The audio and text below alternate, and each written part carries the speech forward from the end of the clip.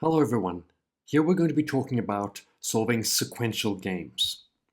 So in order to think about this first, we have to think about what a sequential game is. A sequential game is a game in which players move in sequence, one after the other. So if we think about a game like chess, where one player moves, then the other, then the other, then the other, that is a sequential game. Now, what this means that actors consider what other actors will do in response. If I'm playing you in a game of chess, I consider what you're going to do in response to me. You then consider what you're going to do in response to what I do. Now, this means that we can represent these kinds of decisions using what we call game trees. And we're going to see what these will look like in a few minutes. Now, game trees can be solved using a process of what we call backwards induction. Backwards induction is a procedure by which a player in a sequential game chooses a strategy by anticipating the strategies that will be chosen by other players in response to her choice. So if I move my one piece somewhere, you could respond by moving your piece in a different direction, for example, maybe to combat what mine would do in a game of chess. There are also a variety of different things that we can think about this with respect to firms and the kinds of decisions that they might make. If one firm is moving after another firm in terms of the first firm's pricing decision, we have to think about the firms making their decisions about prices in sequence, and they would do that by a process of backward induction in terms of solving what they should actually choose to do. Now, when we do this, we're going to then think about what we call an extensive form game, which is a game portrayed by a game tree in which the sequence of the actions by the players is made explicit through that structure of the game. So the player at the top of this game tree, as we're going to illustrate it, they're going to be the first mover, and then subsequent players are going to move later down the tree in sequence after the first player.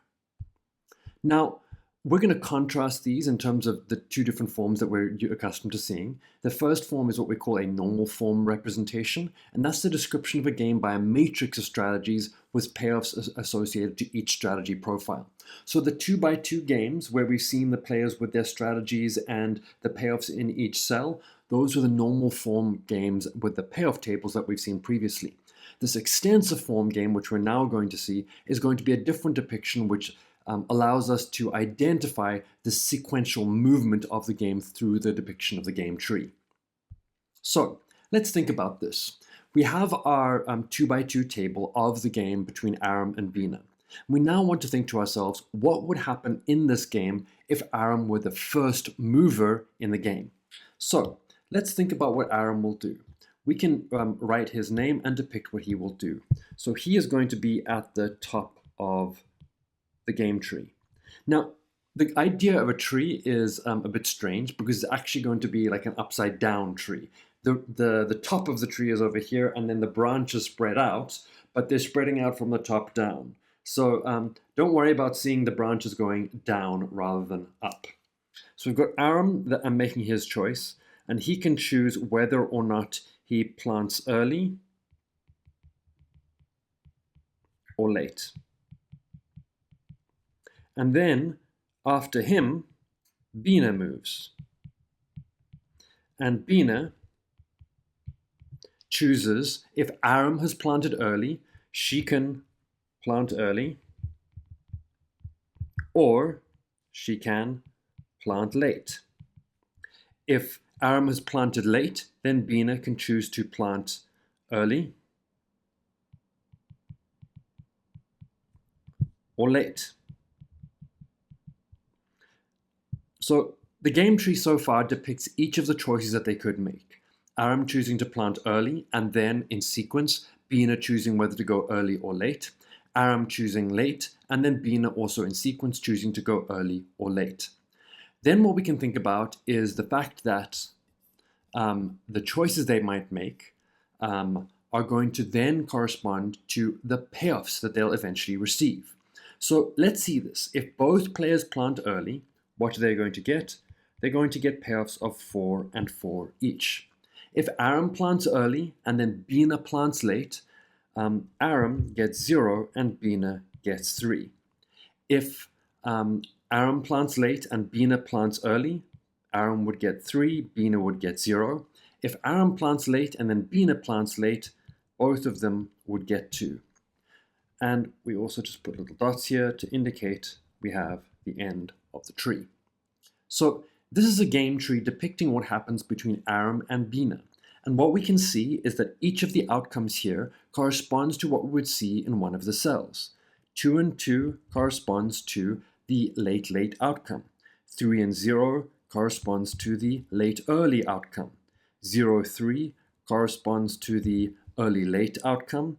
And 4, 4 corresponds to the early outcome. We see those connections between the normal form game in the table and the extensive form game in the game tree alongside. Okay, so let's look at a slightly nicer version of the game tree, which is more kind of beautifully drawn. So what we can see here is once again the choices of the different players. We've got Aram and Bina, the two players in the game. Aram can choose to plant early or to plant late.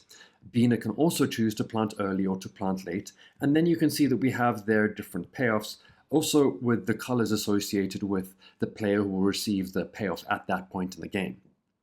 Now we said that we're going to use a way of solving this game called backward induction.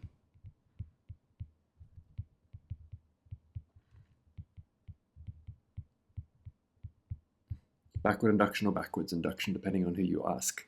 Now here, what are we going to have to think about? We're going to have to think about the payoffs that the different players receive at different decision points in the game. So if you are Bina and you are thinking about what happens when Aram has planted late, what do you think of there? You're thinking, I can plant late and I can get a payoff of 2, or I can plant early and I can get a payoff of 0. So what this tells us is that Bina, when choosing whether to plant early or plant late, she sees 2 versus 0, she will not plant early. So what we say is that she will prune that branch of the tree. She will cut it off. She's not going to choose that branch of the tree.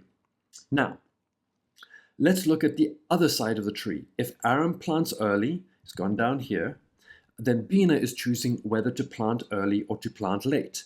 If Bina plants early, she can get 4. If she plants late, she will get 3. 4 is better than 3, so in the sequential version of the game, if Aram has planted early, then Bina will plant early. She will prune the plant late branch. She will not play plant late if Aram has played plant early.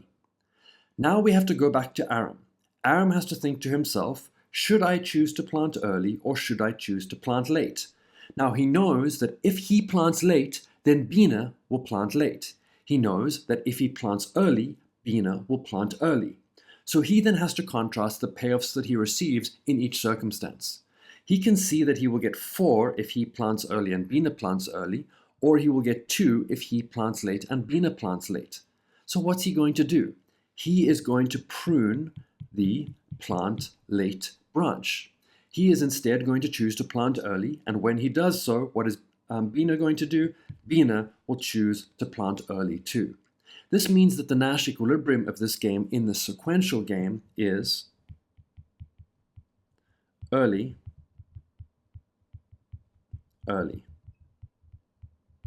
That's the unique Nash equilibrium of this extensive form interaction.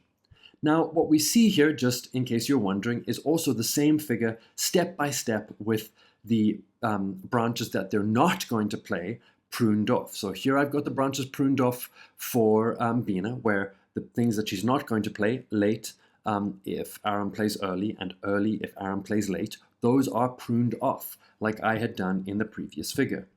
And then similarly, if we're trying to look at the full game, we can see there with plant late, Aram is not going to do that. We have the arrows here depicting what he will do, the blue arrow, and then the red arrow indicating what Bina will do. She will go down and they will get payoffs of 4 and 4. Now, what I would suggest you do now is take other games that we've looked at in the book so far in chapter 1 and see if you can translate those into your own game trees, and then see if you can find the Nash equilibrium from those game trees in this new method that we've used, backward induction.